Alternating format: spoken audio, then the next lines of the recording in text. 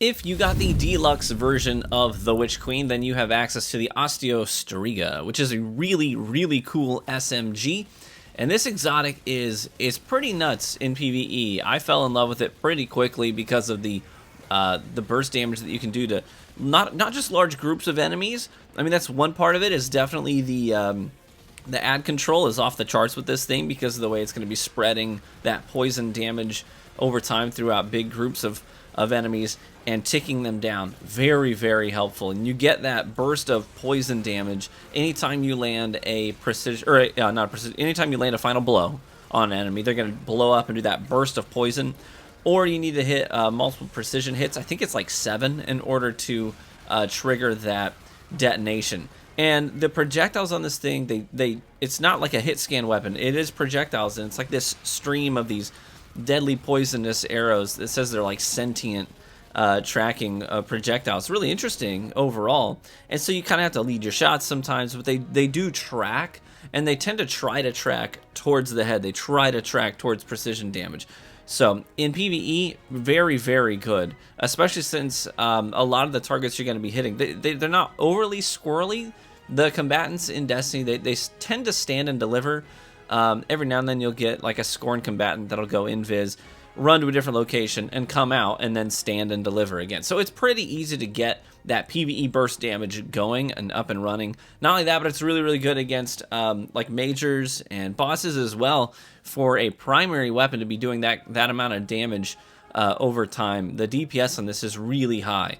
And then I did, of course, get my Osteo Striga up over level 10 so that I could get the masterworked version of it, and you get the Osteo Striga Catalyst perk, which makes it so that precision final blows return ammo to the magazine. So you can really just keep holding the trigger down. Well, I think in my experience, it seemed to be a little bit better to tap fire the thing and do like bursts, so that you can sort of like do a burst and track the target, do a burst and keep your tracking high, and that way you don't sort of like lose your aim in the sauce of what's going on, because it is it's a lot on screen. So that being said, here's the other side of it. PvE, this thing's incredible. I think it's fantastic. A great choice for people running in PvE scenarios. But the other caveat is that I have seen a ton of people, other people posting videos, making comments online about how insane this thing is in PvP.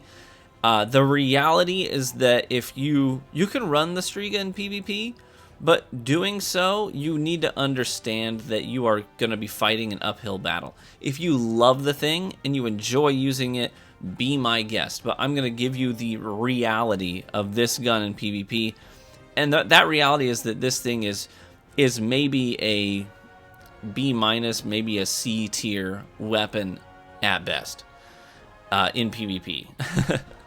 The problem is that in PvP, there are so many things going on that are going to disrupt your tracking, okay? So you've got Titans throwing down barricades and your volley's done, right?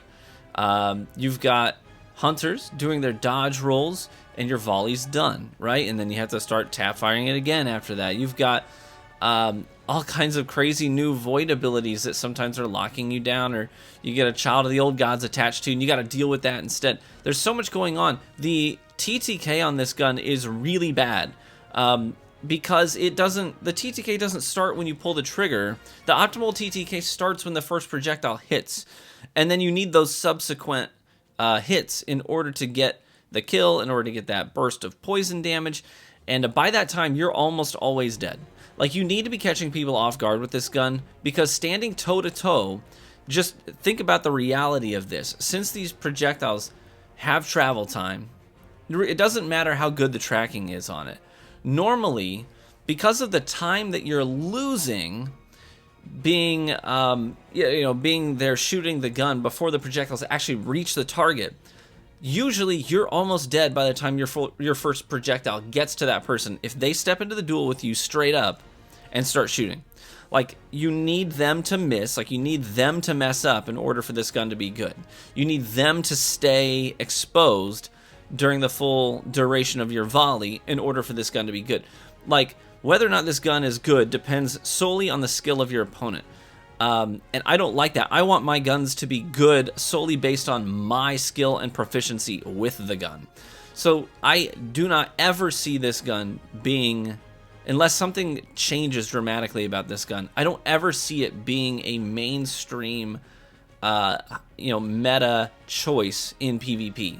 This is strictly a really cool PvE gun, and I don't want to undersell its PvE utility, because in PvE this thing is stupid fun.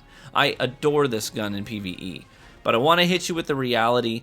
I know a lot of people have already said they've been posting kind of feelings of FOMO, right? They're like, man, I really want the Striga. I didn't get the deluxe version. I couldn't afford it, didn't budget for it, whatever it may be. And I don't have access to the Striga. I really want that Screaming Swarm exotic trait. Like, this sounds cool, looks awesome. I feel like I'm missing out in PvP because I don't have this gun. Listen, you're not missing out in PvP. There are so many other guns that came out with this DLC that I would steer you towards for PvP. This is not one of them. You are not going to be at a disadvantage this season or any other season unless something changes with this weapon. You're not going to be at a disadvantage not having this gun in PvP. So I've already seen there's videos out there. People are saying the tracking on this thing is insane in PvP and it's borderline broken, is what I've seen some people say. And I just cannot wrap my head around that position, because this thing cannot keep up with the optimal TTKs of almost all the other popular weapons in PvP. So good luck. if you're trying to use this thing in PvP, you can have some fun with it. I did have some fun streaks where it came down to me constantly being in a better position than my opponent, constantly making the right choice about when to engage, when to disengage, supplementing my gunplay with ability play. I had to be on point with all those other aspects of my game in order for this gun to shine, and for anyone to consistently play at that level. Yeah, that's a real challenge, and it also depends on the awareness of your opponents. So, if you're playing against somebody of equal skill or greater, I don't see this gun ever really serving you too well. That's my honest take on the Striga. Thanks for watching the video. I just wanted to make you aware of my opinion on this thing, for those especially who feel like they might be missing out. Hey, thanks for supporting my channel. You guys are freaking rock stars. I just want to let you know that. And I'm excited to continue to pump out more and more content for the Witch Queen. There's so much to dive into. One of the things I'm working on right now, for example, is really leveling up the Throne World sidearm, because as you level it up, you get access to new perks. And this goes for all the other weapons that are craftable. As you level them up, you get access to new perks that you can craft. And so you start with a gun. It's almost like playing gun game. You start with something that's really not that great, because it doesn't have, the Masterworks and all that stuff, and it only has access to a few perks. So I start off with a sidearm, for example, with no masterwork, and it has pulse monitor and unrelenting, which usually you'd look at that and you'd throw it in the trash. But then as you level it up, now you're looking at, hey, I've got a sidearm with a stability masterwork, perpetual motion, and swashbuckle. You know what I mean? So you get access to greater perks as you continue to level that gun up. I really like that process, and I'll probably do a video kind of talking about how you can maybe maximize your time and investment with any of the Throne World guns that you really like, or craftable guns that you really like, and what that process of leveling up and getting it to where you want it to be, how that looks like. So thanks for supporting the channel, guys. Be warm and well fed, and I hope to catch you in the Crucible.